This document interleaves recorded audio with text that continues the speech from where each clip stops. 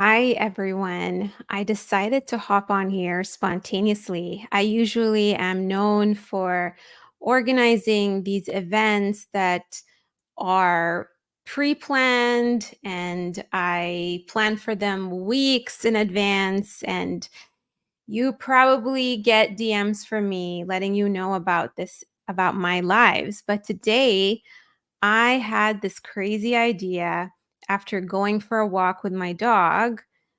Let us just go live and talk to people. Let us be spontaneous today. So here I am jumping on. And part of what inspired me to hop on today is because I want to talk about what's going on right now with the job search, with how people feel in terms of hopelessness and feeling like, oh my goodness, I have to compete with hundreds of applicants. I don't have the luxury to go for a role where I'm fulfilled and that sort of thing.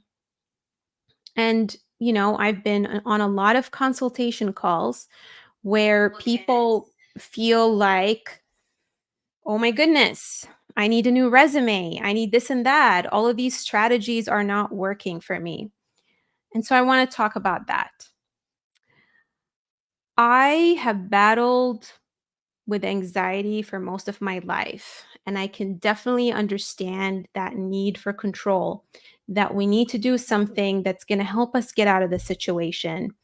And I've always been in this situation. I don't talk about this a lot, but I've always been in the situation where I have trouble keeping my mind from running because I am worried about, let's say, how I'm going to pay the bills or what's going to happen with this meeting that I have planned with my boss, etc. And honestly, what that has done for me is it has robbed me away from enjoying the moment.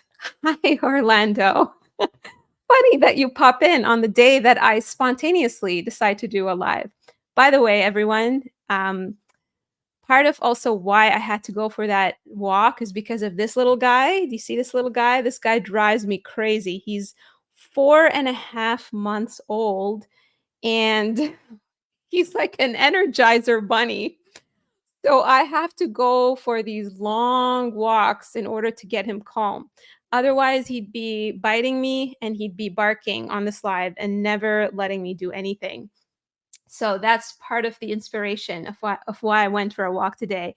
In addition to the fact that um, I live in Toronto and there is a humongous park called High Park where there are cherry blossoms.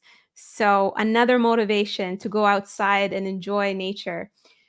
So, when I went for a walk, I cleared my head and I had all these ideas of how I can help you all and what I can do today to give you the hope and some pragmatic action that you can take in order to better your situation and improve your chances of finding a job. So, back to this whole idea. I mean, if anyone is here and wants to chime in, please, it feels weird already talking to myself.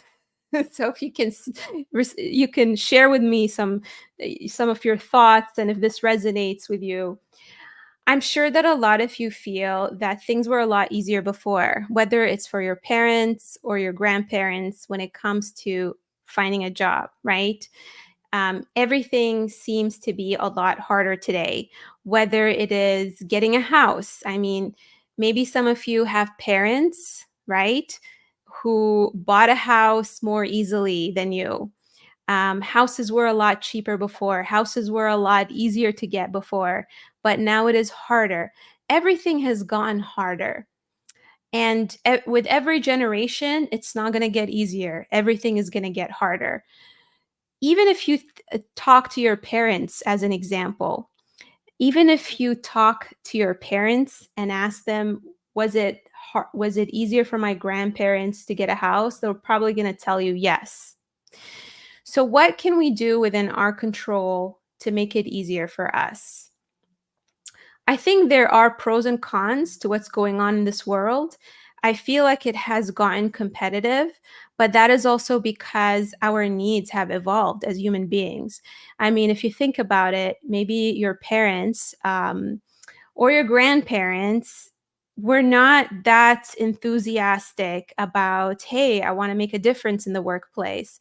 They might have just felt that their job was a job. They kept it at work. They would go home and find fulfillment in other areas of their life. But our needs as human beings when it comes to work has evolved. And so this is why it has become a bit harder for all of us to find a role that we really enjoy. Okay, because we are competing with a whole bunch of people who are changing jobs more frequently than previous generations. And so the competition has become fierce. And then with technology and AI, it has become easier for people to find opportunities and apply to them. Whereas before, people didn't know about other roles that existed. People would stay longer at jobs. So all of these factors have made it difficult for us to find opportunities or get jobs, but it also has made it even more interesting. And it has given us options that we may not have been able to have years ago. I'm going to give a crazy analogy and compare it to online dating. Not that I am a huge online dater. I mean, I haven't, went online dating for a while. But what I'm going to say is there are pros and cons to it because with online dating, right, it might feel like, oh my God, I have to swipe through so many people. But at the same time, you wouldn't be able to meet, people that you would meet, if it wasn't for the online apps, right? You'd only be restricted to the people that you would bump into in your neighborhood or the people that you would bump into in physical locations versus with online dating it has opened it up to an abundance of people in many many locations. And so that's literally what's going on with the job space is it can feel overwhelming because we have a lot of options and it feels like we're competing with a gazillion people. So what can we do? What can we do in order to stand out? And I'll tell you this based on my experience because I have a virtual shop. I don't have a physical job, a physical shop. I talk about this sometimes with, fellow entrepreneurs, whether it's my hairdresser or friends who have physical shops. And I tell them, it's really difficult for me to actually get known than someone with a physical shop because it's not like someone can just pass by my store and see me. It would have to be a coincidence where let's say I post a social media post and maybe someone likes my post and then someone comes across my feed and they happen to enjoy what I like and I happen to like them as clients and that's where the fit happens. And so it can feel daunting because of the lack of physicality in it, but it can also feel rewarding because I would not have met the clients that I have if I wasn't online. And so to live in this world of to live in such a virtual world, um, it can feel like we don't have a lot of control because of it. And so we need to learn. Well, I know that I need to learn to control what I can control in order to make it happen. And so that requires us in this day and age to evolve into stronger people, to have that greater mindset in order to crush it. There is no option than to do that. Otherwise, we're going to drive ourselves insane.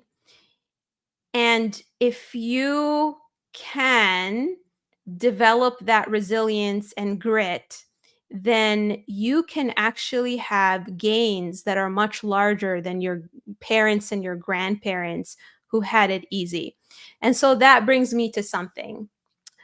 I get a lot of people who reach out to me saying, my resume is not working. I don't know how to make myself stand out. I need to put all these keywords. I need to do these magical things with my resume. But the problem is that is going on is we are not getting into the deeper level problem that is standing in our way. And the deeper level problem is a lot bigger than the resume. Let's think about it for a moment.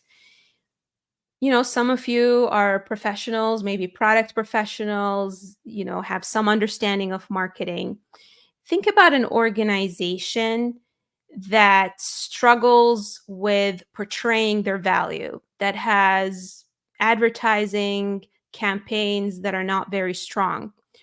What do you feel could be contributing to that? Why do you think those organizations have ads that don't really resonate with you? What do you think it is? I mean, just take a gander and type for me in the chat what you think it is, because that is going to help you understand what may be blocking you from being seen as someone who is different, who adds value and stands out than others. What do you think it is? Come on, I know there are some of you here live watching me, so don't pretend. Participate. Maybe you never know. Maybe you're going to get a light bulb moment.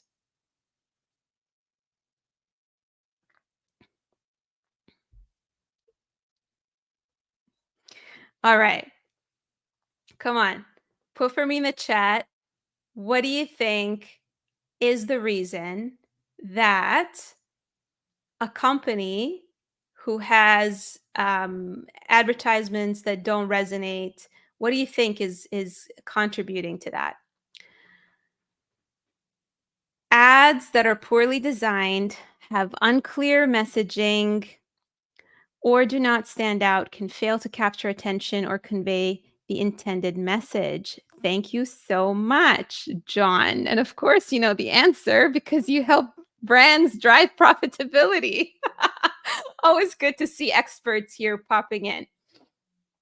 I truly believe that organizations who are not clear about what they want and who don't understand their customers are not able to create ads that captivate you, right?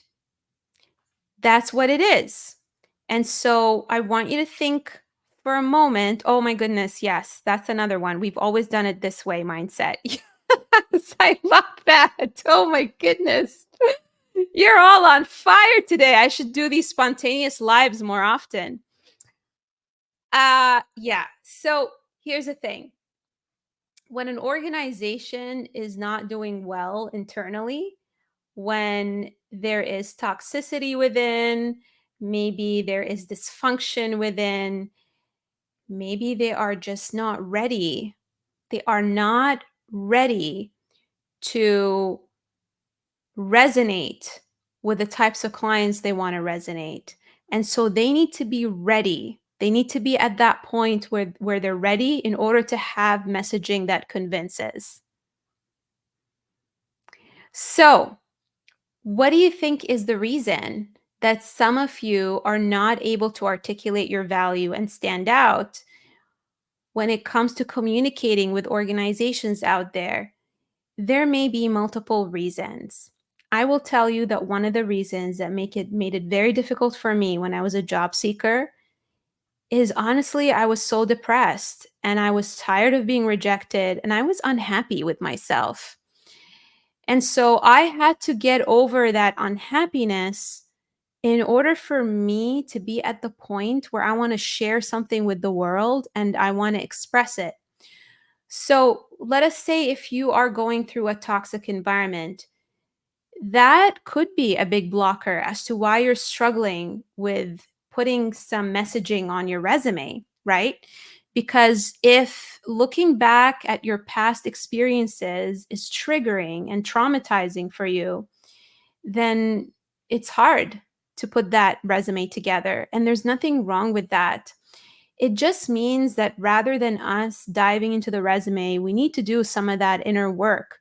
We need to do some of that inner work and be at peace with what happened and be at a point where talking about it doesn't make us angry or doesn't make us want to burst into tears when we're talking to an interviewer or even makes us want to get defensive. Why are they asking me about this? Why are they asking me about that 4-month duration? Sometimes we take what that hiring manager recruiter as if they are trying as they're out there to get us, but they're not out there to get us. They're asking us a simple question to understand our experience. But because what we've gone through is so traumatizing and very difficult to talk about, we can sometimes see it as, oh my God, they're trying to disqualify me, right? So that's one thing that can be a huge, huge blocker. What is another thing that can be a huge blocker from us talking about our messaging? When we have done so much in our career, and I see this day in and day out with my clients, sometimes we take what we've done for granted. Sometimes we normalize it. Sometimes we say, well, yeah, that wasn't a big deal. Isn't that part of the job? That is actually a sign of imposter syndrome. And I will tell you that I probably will wear the badge of imposter syndrome. And that is the reason why I can definitely relate to people who are going through imposter syndrome. Sometimes the guide has gone through the journey of, the heroes that we're trying to guide, or even still figuring it out. Just because I'm a coach doesn't mean that I don't have imposter syndrome and I've completely figured it out. I continue to work on myself in order to push through it. So, um, I was having a conversation with a client of mine today, and my goodness, she was telling me that her CFO gave her an incredible compliment around her being a superstar. And I asked her, "Well, why do you think, they said that to you? Let's talk about it because I want us to tell that story in an interview." And her answer was, "I don't know. I don't know." Right? Which was surprising to me. And again, it goes back to the point that a lot of you who feel like what you're doing is normal and you feel like you're taking it for granted, that's what makes it difficult for you to come up with your interview answers and stand out. And so, what has helped me personally to see my greatness is have someone from the outside. Okay. And it can't be a friend because a friend is not very neutral. A friend is not very neutral. A friend, in many ways, I find that if I were to go to a friend and ask them for their opinion, it can be helpful in some ways as a reminder. But sometimes with a friend, because they're so close to you, they're not able to help you connect the dots, right? And so, personally, what helped me in many ways pull the greatness out of my head was I actually worked with professionals who helped me verbalize what is it that I do better than everyone else. For example, for my website, I had to work with a copywriter who was able to look at all of the things that I shared with him, messages from my clients and stories of my clients, and connect the dots in order to pull what my superpower is. I worked with a coach who helped me figure out what my superpower is. And by the way, who can guess what my superpower is as a career coach that makes me different than everyone else? Come on, for those of you who have been following me for a while, I want to see if you all know or if you can take a guess.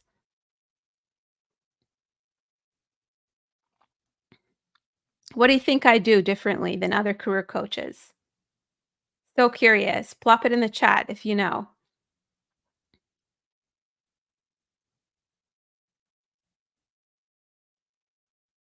Take a guess. There's no penalty for a wrong answer.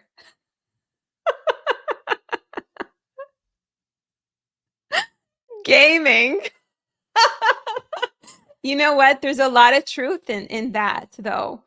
Um there is a lot of truth in that.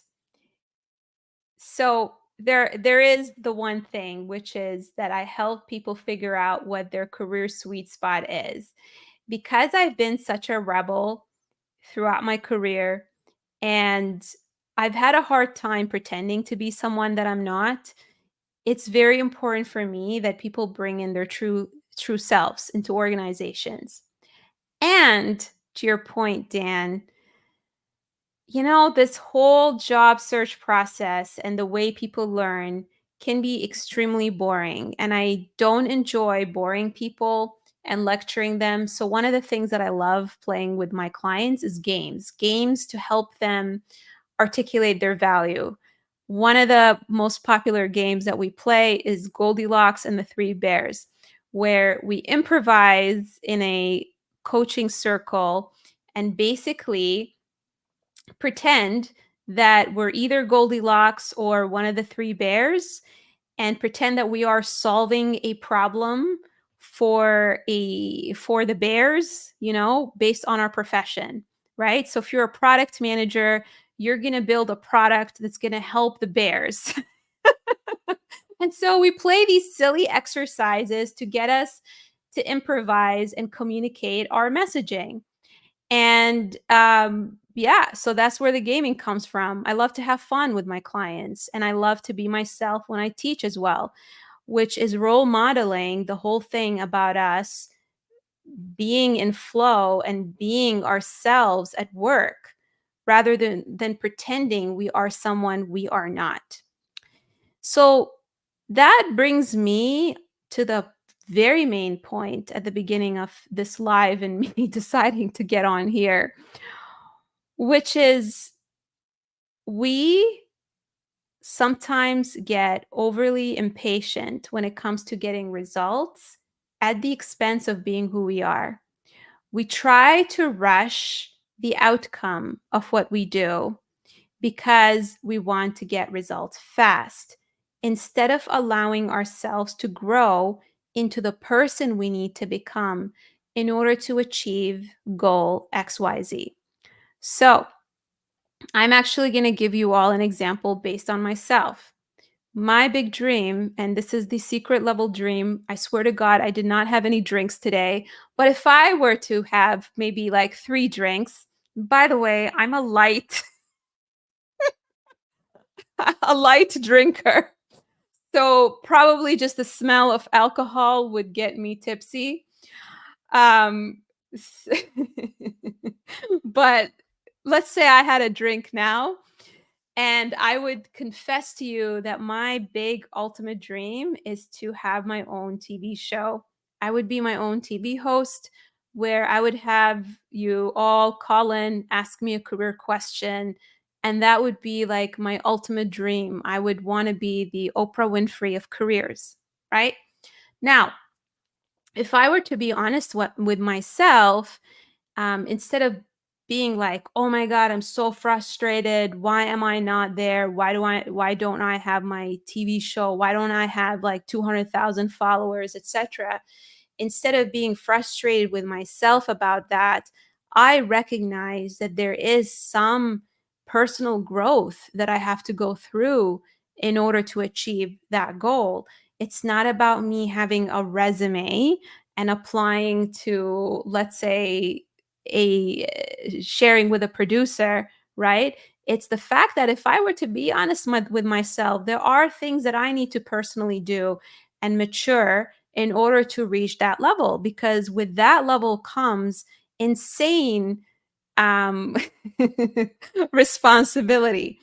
Dan, I'm talking about having like an actual TV channel just like Oprah. That's another ball game. That's having a team working for you. That's, a lot of responsibility. That's publicity that I might not be able to handle with the level of maturity that I have right now, right? I mean, gosh, I can only imagine what Oprah Winfrey has to go through when she's putting on her show. The stress level, the pressure of saying all the right things, the resilience if there is, bad press, and she's being critiqued or criticized, that requires an amount of resilience and a level of mindset that I would need to basically do a lot of work to achieve, right? And so a lot of you sometimes get disappointed that you haven't gotten job XYZ, or you haven't hit the $400,000 mark or the $300,000 mark. And, I would ask myself the question, if I can't handle $100,000 level problems or $200,000 level problems, am I going to be able to handle the amounts of pressure at that level? What is it that I need to work on myself to get there? Is there a level of confidence that I need to acquire in order to achieve that? And so my journey of going and achieving 30,000 followers and 31,000 followers actually as of today, that required me to go through a journey where people will block me or comment or make silly comments, or say things that might attack me in some shape or form, or attack my work in some shape or form. And I had to go through that journey of being okay with that. And that's how I got to the 31,000 following, so that if I'm being flooded with DMs, I know how to handle that without breaking apart. And so, something that I want you all to remember is it's not just about the resume. And it's also about being patient with yourself and not being overly anxious and rushing into getting results without going through that journey, right? So that is my little tidbit for Monday. Thank my little crazy dog, his name is Moose, for getting me on this walk in order to feel inspired. Look at his face. He's sleepy, but I'm telling you all, he is a crazy dog and very energetic. Very energetic. Um, that is my little tidbit for you all today. So think about, what do you need? Who is the person that you need to become in order to land that fulfilling role? If you are a scrum master who is wanting to become an agile coach, how do you need to show up differently? What is the level of confidence that you need to show in an interview? If you are a product manager wanting to become a director of product, what is the level of confidence that you need to have in order to achieve that level? Something to think about, because that is how you're going to want to brand yourself. That is how you're going to show up. And you can't just put that on your resume, but you need to act the part. So that is your homework, everyone. I hope you have a wonderful rest of your Monday. Give me a like, because I want to know if I should do these spontaneous Mondays again. If you liked this and you want me to do more of this, then give me a like. That way I will know if this is something that is useful for me to do again.